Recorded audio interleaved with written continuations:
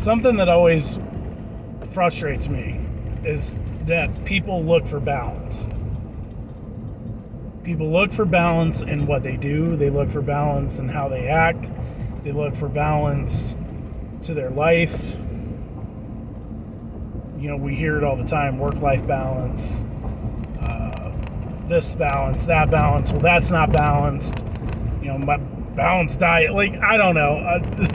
It's a little over excessive, but balance, man. I hear that word used so much, so often. It's super frustrating to hear because at the end of the day, there is no such thing as balance.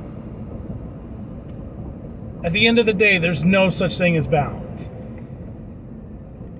Because you can't. You can't balance everything on your plate. You're not supposed to. You hear some of these motivational speakers, they talk about how, win in all categories of life. That will never happen. You will never win at every category in life. And the reason why you'll never win in every category of life is because there's no way to devote yourself to every category of life. So you've got to pick and prioritize. And then based on your priorities is what determines your balance or lack thereof. I posted on my Facebook page a couple days ago about the goat or donkey or ox in the ditch. It's a parable out of the Bible, so love me, hate me for religious content in this video, but whatever. I'm a follower of Christ, so you're gonna get a little bit of that today. But in that parable, we talk about how Jesus said, if you leave the donkey or ox in the ditch, surely it's going to die. So even though it's a Sabbath, even though it's the Sabbath day, you should still get that animal out of the ditch.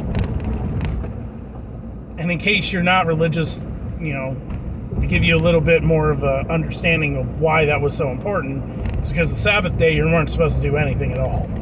Like Sabbath Sunday, it's supposed to be the day of rest. You're not supposed to do any work at all, at least by the, Old Testament laws.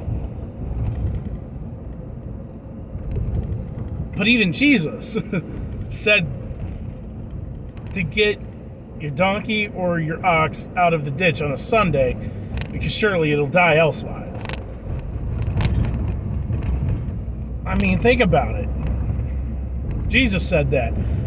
And I'm just going to make it in a modern feel for this day and age.